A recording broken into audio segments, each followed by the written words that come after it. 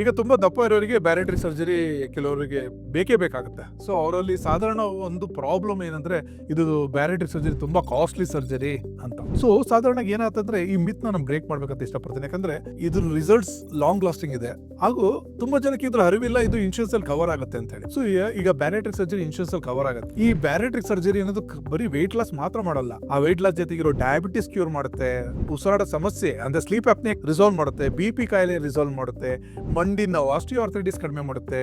ಹಾಗಾಗಿ ಈಗ ನಮ್ಮ regulations change, IRDA regulations change. Western countries ಅಲ್ಲಿ is always covered under insurance. ಈಗ ಇಂಡಿಯಾದಲ್ಲೂ ಕೂಡ ಇದು ಇನ್ಶೂರೆನ್ಸ್ ಅಲ್ಲಿ ಕವರ್ ಆಗುತ್ತೆ. ಒಂದು ಸರ್ಜರಿ ಅನ್ನೋ ಒಂದು ಕಾಸ್ಟ್ ಫ್ಯಾಕ್ಟರ್ ಭಯದಲ್ಲಿ ಇರುವಂತವರಿಗೆ ಇದನ್ನ ಶೇರ್ ಮಾಡಿ.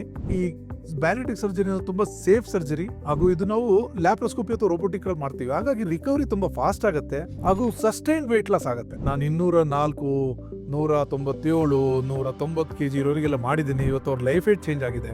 ಈ ಮಾಹಿತಿ ದಯವಿಟ್ಟು ಶೇರ್ ಮಾಡಿ, ಹಾಗೂ ಅವರಿಗೊಂದು ಹೊಸ ಜೀವನಕ್ಕೆ ನಿಮ್ಮಿಂದ ಒಂದು ಹೆಲ್ಪ್ ಆಗಲಿ. Thank you.